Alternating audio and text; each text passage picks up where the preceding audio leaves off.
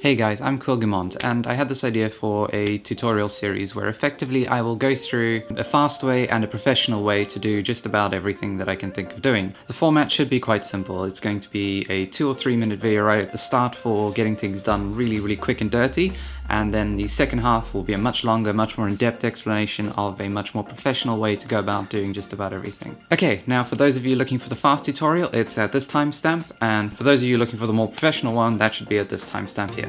But first, it's time to get fast and dirty. So the fast and dirty version of this doesn't involve much in the way of equipment. You can get this done with nothing more than a camera, although if you have a tripod or something to prop the camera up against, it's going to work a lot better. The example I'm using just had a GoPro, it was propped up on a table, and I just started filming. So the more stable you can make your footage, the better. So bear in mind, whatever video you take is going to have to be around 6 to 8 times as long as you want the time-lapse to be.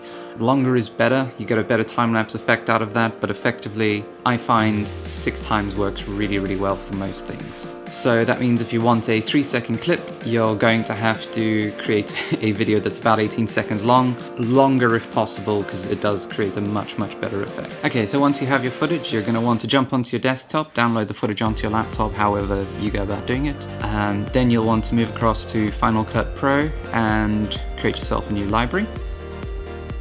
Let's just call this one time-lapse. Save that.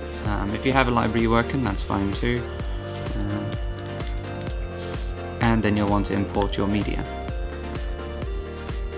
Okay, so here's my clip. It's about 12 minutes long. I know for this particular clip, I realistically want it playing back at 800 or possibly even faster. So we just create ourselves a new project. Just have it pull across the settings from your video. We just grab our clip and drag it into the timeline. And once it's in there, quite simply, just jump onto your retime effect, go to fast, and jump around with some settings and see what works well for you.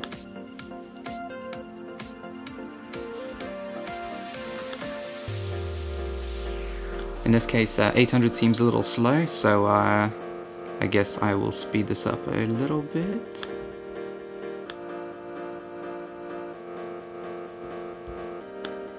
Let's try to 1200%, see how that goes. Okay, and then effectively all you have to do after this is export. I tend to keep all my stuff in master files because they have better quality in general. Settings, better quality, computer, next. And just name it whatever you like. Bang, and there you go. A really fast, easy way to make yourself a time-lapse. Okay, so there's a number of advantages and disadvantages to this method. In particular, you don't have to have any expensive camera gear to do it. You can do it with a GoPro, you can even do it with your mobile phone or just about anything like that. It's extremely fast to shoot and edit. You just put down the camera, you record for as long as you need, and then you drop it into an editor and speed it up. It's really fast.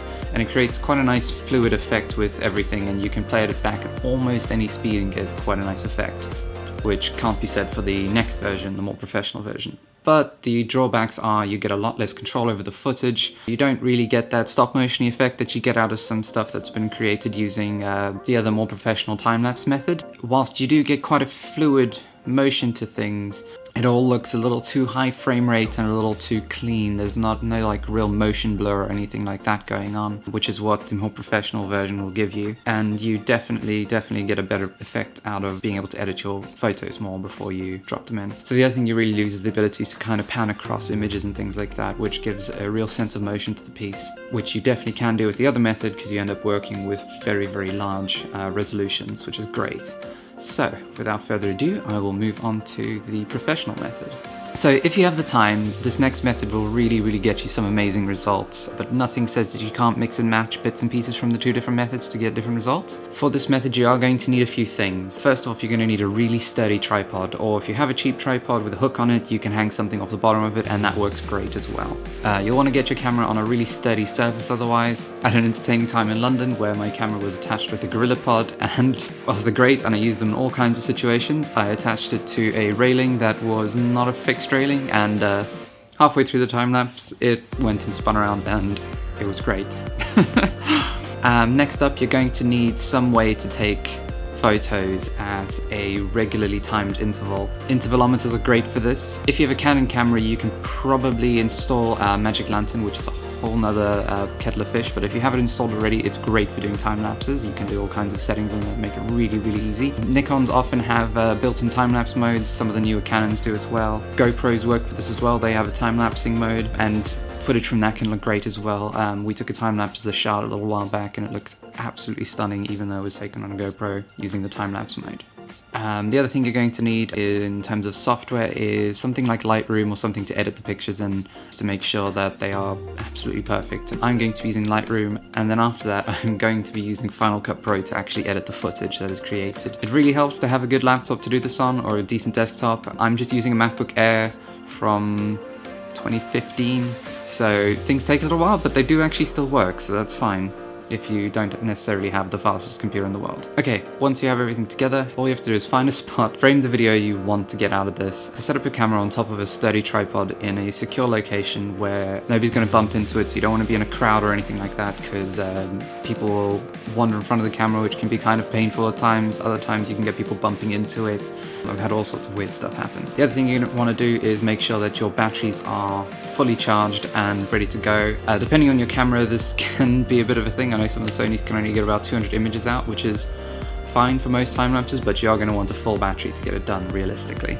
Your other option with that is to have an external power supply. If you're shooting from like inside your house or something like that, that works great because you don't have to have the consideration of your battery. But then still on top of that, you need to make sure that your SD card has enough space on it for realistically 100 plus images, because you're going to want at least that if you're going to be playing back in 25 FPS or 24 FPS, because that's about 4 seconds of footage, which is quite a usable amount. Nice thing with time lapses is occasionally you can drop them under the 20 FPS mark and not get horrible effects, because with a little bit of motion blur added in there, they actually look quite cool running at about 16 to 20 FPS. Okay, so there's several different effects that you can go for when doing this. First of which, you can set the camera up to take really, really fast images. You set the shutter speed to 100th of a second and you get these beautiful crisp images, and it almost gives a stop motion-y effect. So the second method, which creates amazing flow in your videos, would be to take much slower exposures. So like quarter of a second up to a second, sometimes 2 or 3 seconds for slower moving subjects. Keeps things looking very, very beautifully smooth and fluid as they sort of flow into each other from image to image. It can look really, really good. Okay, so the other kind that I won't be covering in this video, because I'm going to make an entire video dedicated to it at another point, is night sky time lapses, because there are a whole different kettle of fish with much longer exposures and star trailing and all sorts of other things to worry about. So don't worry, that will be coming up at some point. Okay, so now that you have all of those images, you've taken them all, you've downloaded them onto your laptop, you're going to want to go across to Lightroom.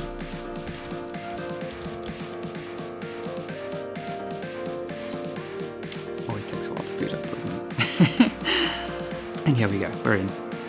So you're going to want to grab all of the images you got and drag them all into Lightroom. Yep, that looks like all of the ones for this one. Okay, so once all your images are in Lightroom, you just need to open up one of them and go ahead and edit it until it's exactly how you want it to be. Okay, great. Once you have the first image edited, Lightroom does some amazing stuff by you just being able to select the first file, and then synchronize them across the entire collection. We want to keep those as well and synchronize. And now we wait again. Great, now that that's done, all we have to do is go ahead and export all of our images.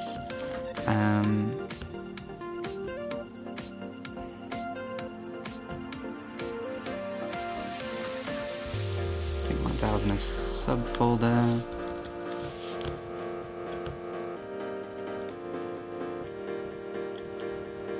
JPEG is fine once it's come out of this. So what I tend to do for image sizing when exporting for this is go along with the 4K resolution.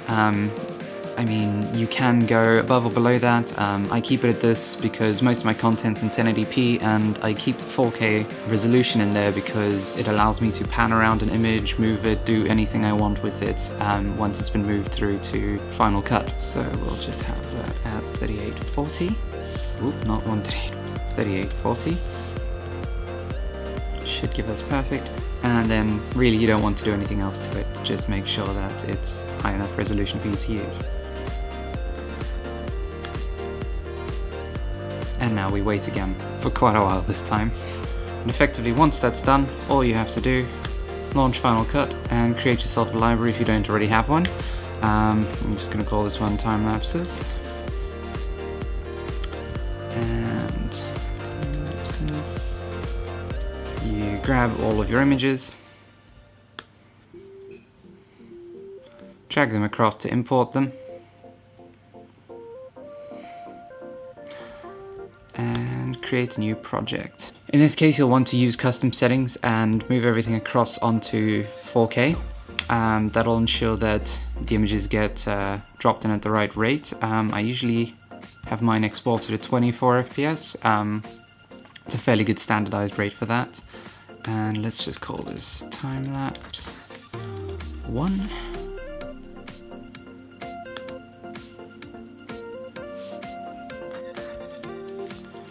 Okay, now that you have your timeline set up, we just Command A everything here, drag it through onto the timeline, and then with all of your files selected, all you do is hit Control D and set that up to be 1, which will play back each image for exactly 1 frame. And as you can see, this collapses everything down together, which looks very messy, but trust me, it's all there, it's working. And you can play back to see what you have. I can't really, because my laptop's very slow, so what I will do next is check that everything's where I want it to be. I'm going to scale mine to about 120%. That'll just make sure that everything has all the correct ratios on it, and then I'm going to go ahead and export that as a master file. Use all the same settings from the fast one, so better quality computer, exporting it as a 4K file just to make sure that it's nice and high resolution. And next we can throw it all into, it's probably the same folder, here we go, Timelapse 1. And then we wait again, as is often the case with this. And once everything's exported itself, all we have to do is go through and have a look at our finished file. There it is. And there you have it. Okay, so that's just how you get them going. They're really, really easy to make in this sense. And the second one is basically the same again, but this time I'll show you guys how to do a few effects, like a pan across the image, which just adds motion to the piece and just really, really solidifies it. Now, oh, there we go. New memory card. Impromptu unboxing, right in the middle. Sweet. So I'm not expecting that to come with a an adapter, so that's quite useful. My actual normal SD card that has Magic Lantern installed actually blew up yesterday after about 4 good years of service, so I'm very happy this has turned up. Okay, so for this last version you're going to want to do basically the same thing again. You're going to grab your files, go ahead and import them into Lightroom, edit them to get them exactly how you want them, drop them into Final Cut Pro, then export that as a video onto your desktop, and then once you've done that, go ahead and import it right back into Final Cut Pro, where we can do some interesting new editing effects. This is where the fun begins. You'll want to set this to 1080p in this case, because that'll create a canvas of the correct size so that once we zoom into the 4K image, it's all rendered out correctly.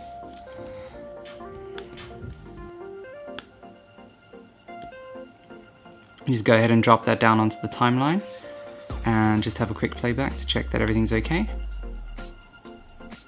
Okay, all looks good. Okay, so what you want to do is have some sort of effect going on, maybe a pan or a zoom. In this case I'm going to do both, on the same image just to give you an idea of the sorts of effects you can get. So right here at the beginning of the clip, I'm going to go ahead and keep the scale at 100%, sorry, yep, and then just create some keyframes. And then I'm just going to scroll right through to the end of the clip, which is here. Then I'm going to go ahead and zoom in to about 200% and move the position of the footage across just to bring the focus in on the city itself. Right up. About, whoop, a little too high. Still a bit too high.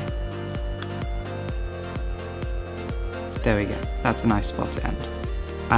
Okay, and so because of the way Final Cut works, it'll have already created new keyframes at the end as soon as you made those adjustments. And so now, when we go back to the beginning, you get this cool effect of zooming in and panning across. Okay, now that we're happy with that, we just go ahead and export that as a master file, as we've done with all the rest of them.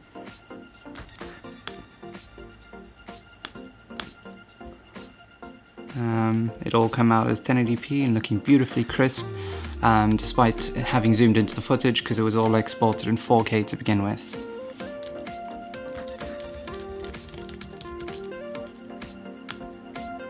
So this particular method, where you take photos over the course of several minutes or perhaps even several hours, is really, really good for catching things that take a long time. So sunsets, movement through cities, plants growing, traffic and all that kind of stuff is really, really great with this method. In particular, the second set of shots here, where I've taken really, really fast photos, I think these were at 1/4000th of a second, you get this effect of almost looking down on a toy city. If I'd been higher up, it would have really added to the effect. The first batch of images with the slower shutter speed, I think those were at maybe a half second or 2/3 of a second. You get a much more cinematic feel as people's motion blurs as they move and things like that. Anyway, I'm thinking of making more tutorials like this. I've already got a few more in the works, and I hope you guys will tune in to have a look at those. If you think there's anything you'd like to see done in particular, please drop those down in the comments. If you have any comments about how these are made, please also add that in. Feel free to like and subscribe if you want to.